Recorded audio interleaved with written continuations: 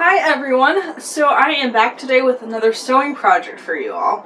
So I have wanted to go to Mardi Gras down in New Orleans for the longest time, and I recently just celebrated my 30th birthday.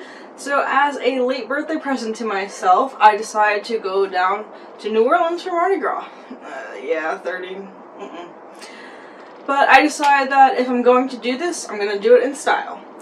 So, I decided to make myself a feather collar in the three colors of Mardi Gras: purple, gold, and green. So, something to note is that down in New Orleans there are organizations called Crews, spelled K-R-E-W-E, and these are the organizations that run the parades. A lot of these organizations will also hold balls. Now, some of these organizations will pick queens for Mardi Gras. And one of the things that these queens tend to wear is what they call a Medici-style collar. I just think they are so beautiful and so regal. I was like, hey, why not make one for myself? So previously, I had made a similar collar for one of my Halloween costumes when I was playing a raven. So I decided to just use the same technique. So the first thing I decided to do was take some purple satin fabric that I had left over and cut strips of fabric. So these strips of fabric I'm using are not only left over from the Mardi Gras shirt that I made, but also from an 18th century dress that I made way back in middle school. So luckily I still have it, just so I can have it match the shirt. I did cut the strips approximately 3.5 by 14.5 inches long. I did have to cut out 2 of them. I did not have enough for one continuous strip.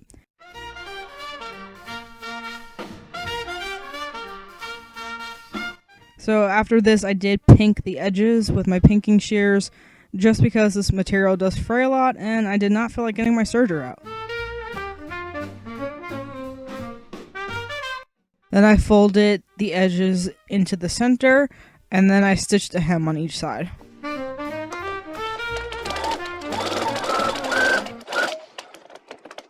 I got a pack of multicolor ostrich feathers from Amazon.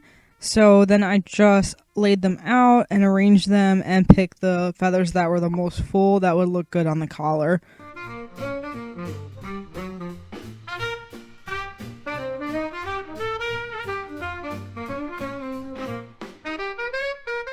Then what I ended up doing was just stitching them down on one side. So I did originally plan on stitching them 1/8 inch apart.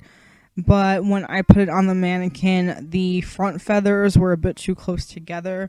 The ones in the back were fine because they were standing up and they kind of curve out anyway. But in the front, in order to give the feathers a bit more room, I ended up spacing the first 3 2 inches apart.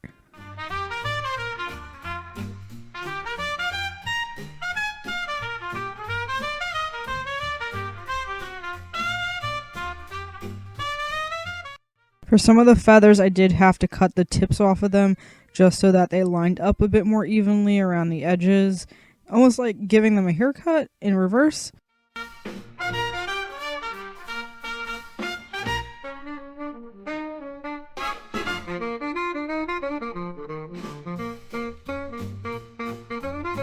So in order to give the collar a bit more shape, I did use a thick jewelry wire to put inside the casing.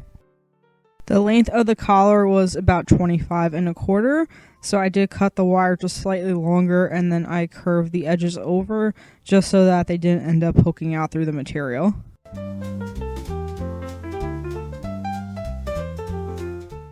Once I had all of my feathers stitched down, I did place the wire into the center of the casing, and then I just put some pins in it.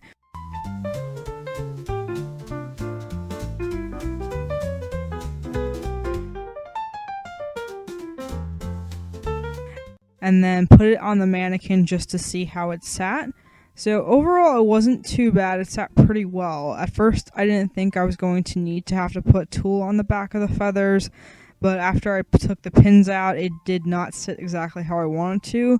The feathers were just falling down a bit too much in the back, so I ended up taking some white tulle, stitching it to the edge of the collar, and then just making tiny stitches on the feathers to hold them in place. In order to close off the casing, I did fold it over and then just slip stitched it closed.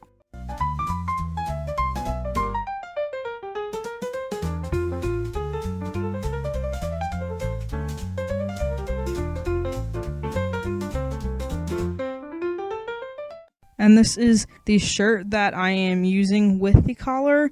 I made this shirt years ago for Mardi Gras. Again, I made it out of the scrap material that I had left over from the 18th century dress that I made. So that's one of the reasons why the back of the shirt is a lot lower than I normally would have made it. Kind of just had to work with what I had left.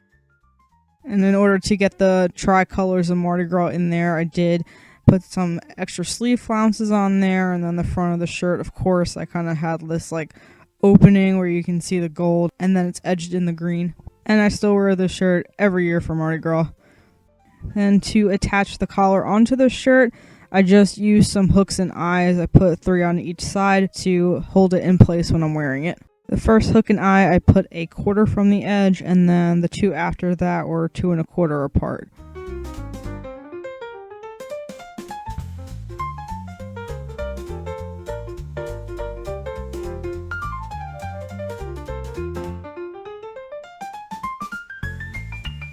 Here we have the completed hooks and eyes. I did use silver for the hooks. I had a lot of them left over, not too many black. So I decided just to use them on the underside since you're not going to see it anyway.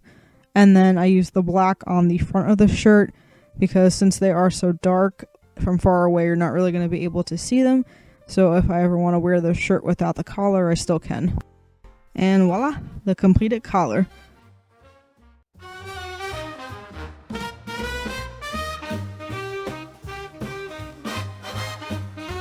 I did have to put a small piece of wire on the center feather in the back just to hold it up better.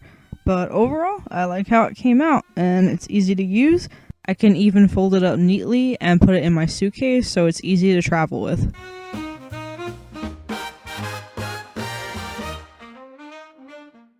Here's some pictures of me wearing it down in New Orleans during Mardi Gras.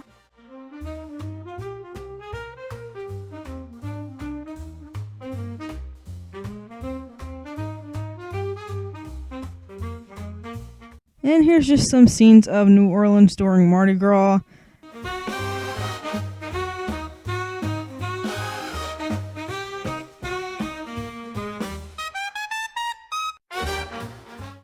We got to see Bianca Del Rio, who won RuPaul's Drag Race Season 6.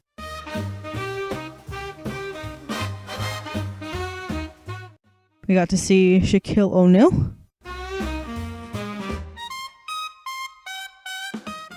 And we got so many beads and just so many other throws to take home. We also got to see a lot of other cool places like St. Louis Cemetery,